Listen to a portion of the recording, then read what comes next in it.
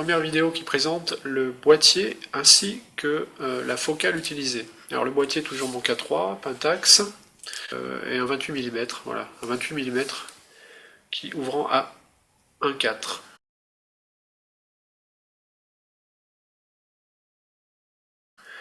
Donc le lieu de la photo, c'était donc la place de la Concorde, côté nord, pour être précis. On a un plan assez large sur la place de la Concorde.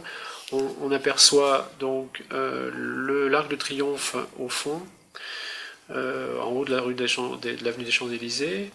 Et j'avais donc dans mon champ de vision, à gauche la Grande Roue, les fontaines donc de la place de la Concorde, l'obélisque à droite. Mon intention photographique à ce moment-là était en fait ce contraste d'ambiance entre la Grande Roue et la fontaine que j'avais au premier plan. Voilà. Donc j'ai pas choisi ni la Grande Roue seule ni la fontaine seule. J'ai choisi en fait, comme j'avais en plus un grand angle, d'intégrer ces deux éléments dans ma photo. C'était la tombée de la nuit, le début de soirée, donc une grande luminosité sur la Grande Roue et pas du tout de luminosité ou très peu sur la fontaine. Alors il faut savoir aussi que j'avais pas de pied. Donc un petit rappel sur l'utilité du pied, hein, c'est le trépied ou le monopode évite un flou de bouger en conditions de basse lumière.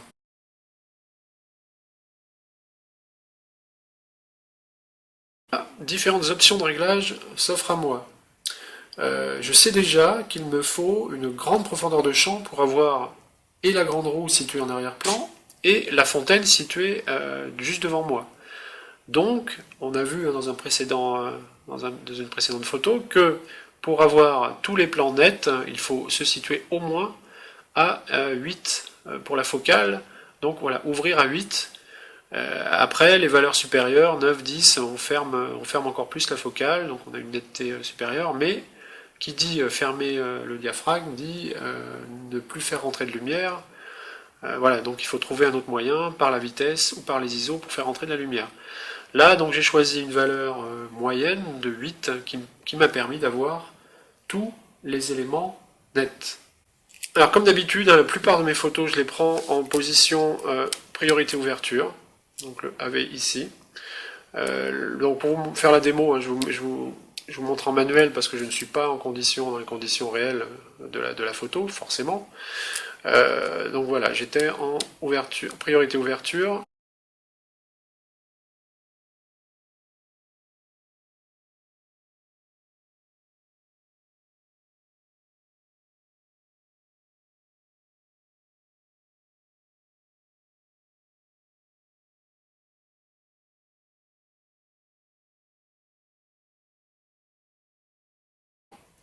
Alors au niveau de la lumière, je sais deux choses. Je sais que il ne va pas falloir trop ouvrir. J'ai ouvert déjà à 8, hein, mais pas trop ouvrir au risque de cramer la Grande Roue, c'est-à-dire de faire rentrer trop de lumière et que la Grande Roue soit cramée, hein, c'est-à-dire qu'il n'y ait que des blancs irrécupérables. L'autre objectif, c'est d'éclairer suffisamment la fontaine. Et comme j'ai pas de pied, il va falloir trouver un compromis.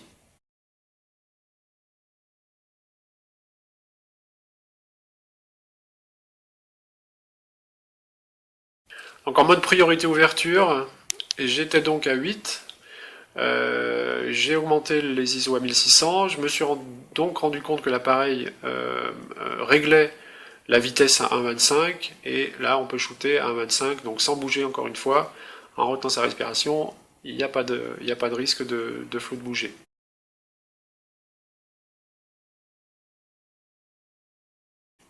Donc là, je vous ai expliqué tout à l'heure, hein, mais plus de 1600 évité. Voilà, les ISO à 3000, on peut monter très très haut dans les ISO, hein, ce qui permet au capteur d'être plus sensible à la lumière et donc de faire rentrer plus de lumière, mais ce qui crée du bruit numérique. Donc voilà, c'est même pas les chiffres au-dessus là, je les ai jamais vus parce que je les utilise jamais. Ça créerait trop de bruit numérique. Donc moi je reste plutôt à 200, 400, 800. Là c'était 1600, bon, mais Voilà, j'aurais préféré être à 800, sachant que le bruit numérique jusqu'à 1600 peut être traité convenablement maintenant par les dernières versions de Lightroom, et les derniers capteurs aussi gèrent très bien commencent à gérer très bien le bruit numérique, hein, à des valeurs supérieures à 1600, donc il n'y a pas de souci. Je reviens aussi à ma focale, hein, quand vous voulez un plan large, eh ben, utilisez une focale. Alors moi j'ai une focale fixe, c'est-à-dire une focale fixe, hein, je rappelle qu'on ne peut pas zoomer. Voilà, on est toujours à 28 mm. Voilà. Mais ce qui permet, il est très lumineux, celui-là est très lumineux, je peux descendre jusqu'à 1,4 d'ouverture. Voilà, donc comme il est très lumineux, pour les basses lumières, il est très bien.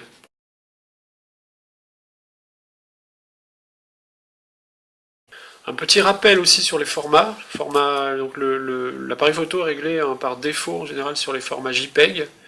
Donc il va vous créer des formats JPEG, mais quand vous êtes comme ça en une photo difficile avec une lumière difficile, ben moi je vous conseille le format RAW. Alors ça fera des fichiers plus lourds, mais au traitement, vous pourrez récupérer plus de détails, et vous pourrez bénéficier aussi de la plage dynamique plus large, qui permet de traiter les hautes et les très hautes et les très basses lumières en récupérant des détails qui auraient été perdus sur un fichier JPEG. Donc voilà, je vous conseille de régler ici, de vous régler en RAW. Moi je suis en RAW sur pratiquement toutes mes photos.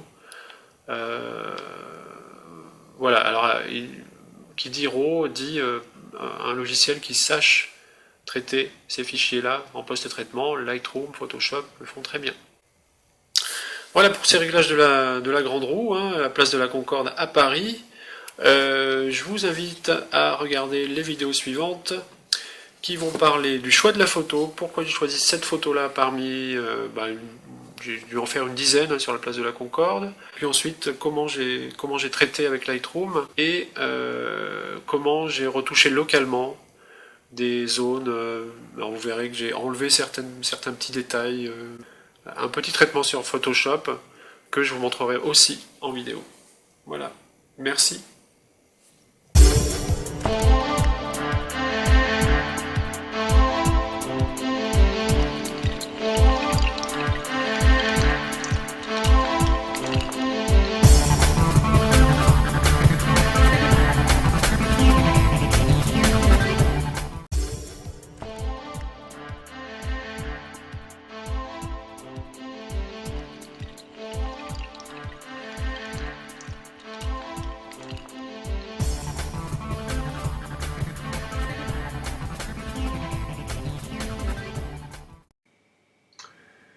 Bonjour, voilà, nous voici donc dans la rubrique une photo de A à Z.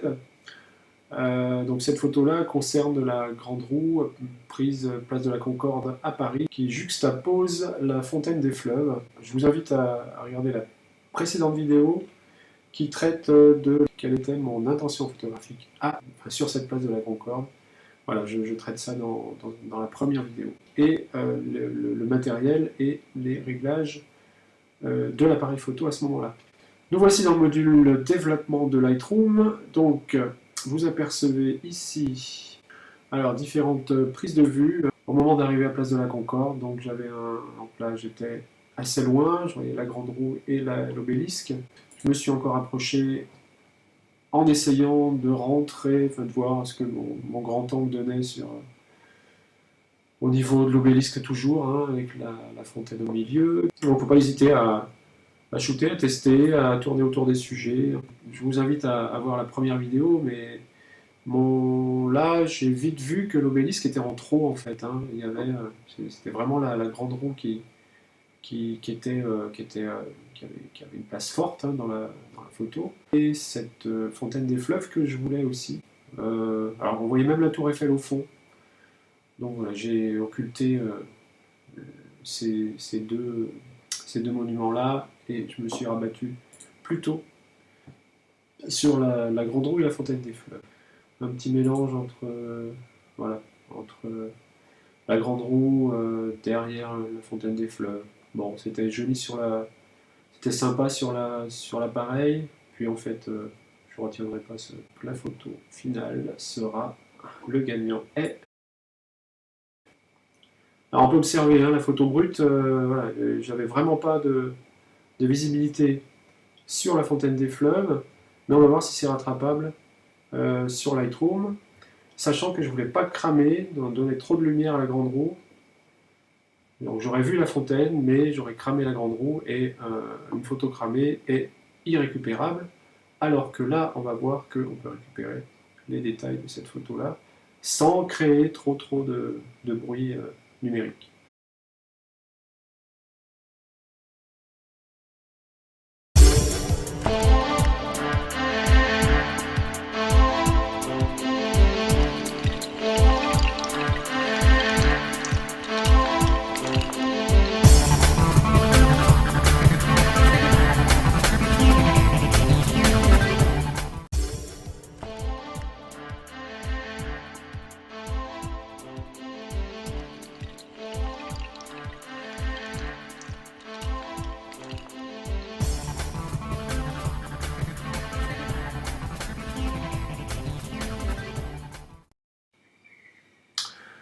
Nous aussi dans la troisième vidéo qui traite dans la rubrique Une photo de A à Z, le monument, enfin, j'ai appelé la Grande Roue, et la Grande Roue qui juxtapose la fontaine des fleuves, place de la Concorde. Un petit rappel, à chaque fois que je veux prendre un cliché, que je pars pour faire des photos, c'est que j'ai dans la tête une intention photographique. Toujours. Il y a des endroits qui sont très très jolis, qui sont très colorés, etc., mais qui ne m'inspirent rien. Donc je passe, ça dépend après des jours, des humeurs, du climat, etc. Là, place de la Concorde, mon intention photographique n'était au départ pas du tout de prendre ce cliché-là. C'est en me baladant un petit peu sur la place, en regardant Alors, il y a beaucoup de choses, il y a les Champs-Élysées, il y a la Tour Eiffel au fond, il y a la Concorde, l'obélisque. Donc il y a vraiment beaucoup de sujets possibles, mais il faut en choisir un. Il ne faut pas vouloir tout mettre, tout tasser dans une même photo, il faut en choisir un. Donc moi, mon choix, c'était de créer, en fait, de juxtaposer ces deux formes circulaires que sont la Grande Roue et la Fontaine des Fleuves. Voilà, deux contrastes de lumière très différentes, d'époques aussi différentes, puisque la fontaine date du 19e siècle, alors que la Grande Roue a quelques années. La fontaine va rester, par contre la Grande Roue c'est plutôt un édifice éphémère, donc d'où l'intérêt aussi de prendre cette photo aujourd'hui. Créer cette forme circulaire, juxtaposer les deux, voilà, créer et essayer de sortir de la photo de touriste, alors ça c'est très difficile. Il y a des millions de touristes qui passent tous les jours à cet endroit, donc forcément ma photo elle doit exister quelque part, ça c'est sûr. Ce plan doit exister. Bon, après, c'est ma photo. Et la deuxième partie, c'est-à-dire le traitement aussi, va influer sur ce que j'ai voulu faire. Mon intention photographique aussi, c'est de faire ressortir toutes les couleurs que l'appareil photo n'a pas pu me retranscrire de façon brute.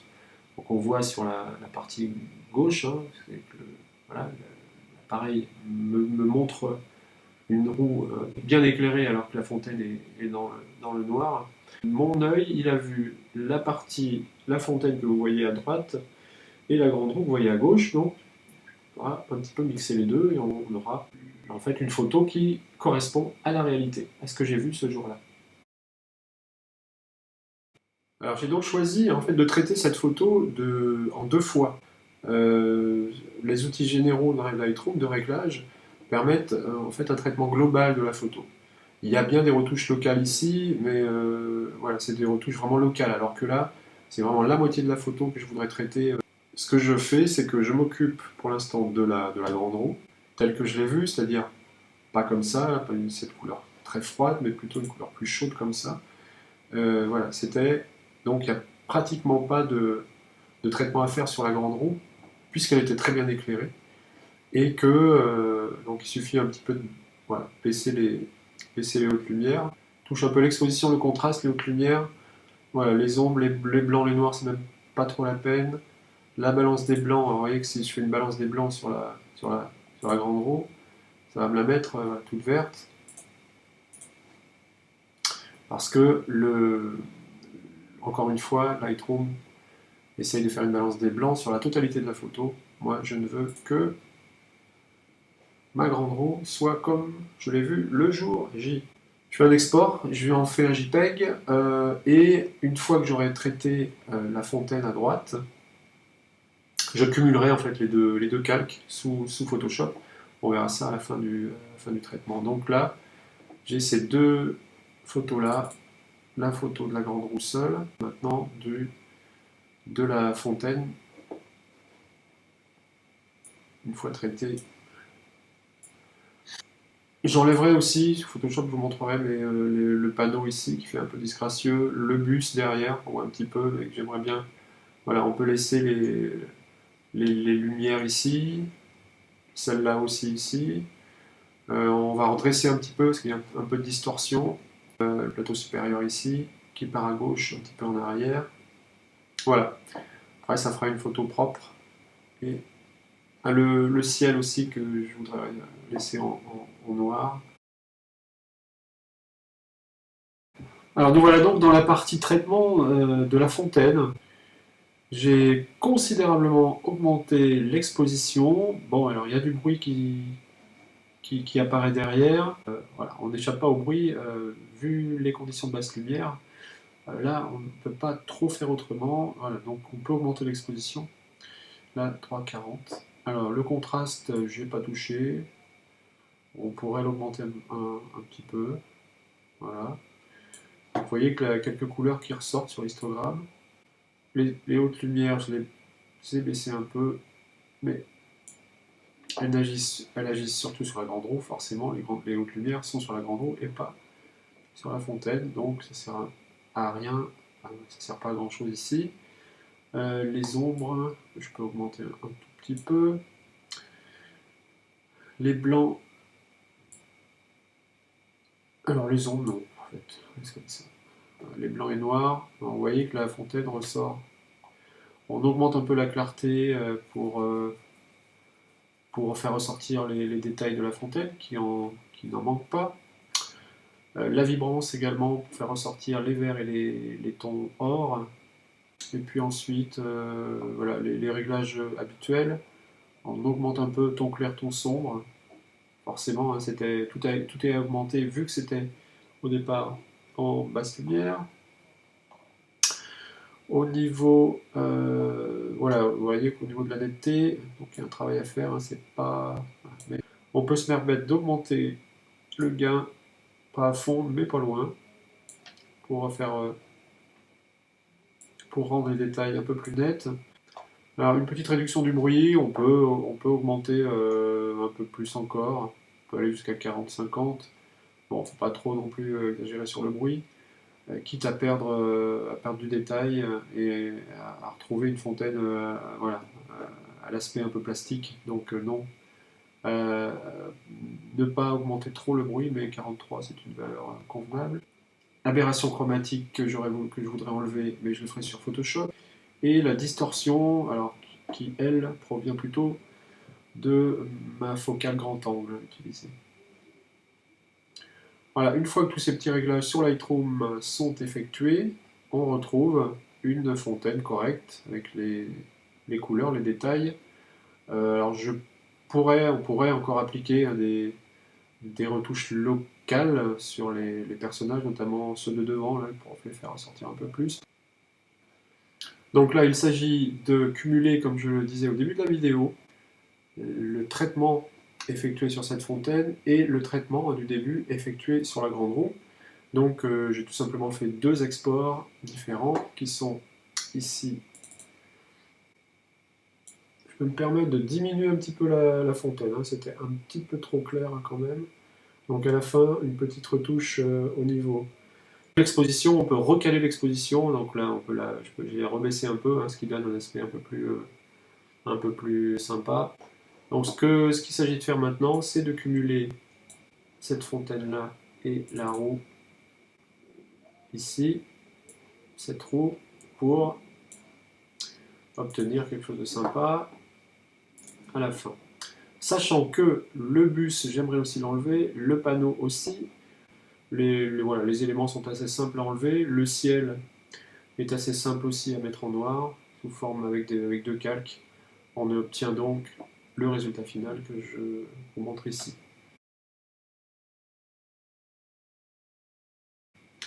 Voilà, à une prochaine fois pour une prochaine photo que vous pouvez retrouver dans la rubrique de Une photo de A à Z de mon site. À bientôt.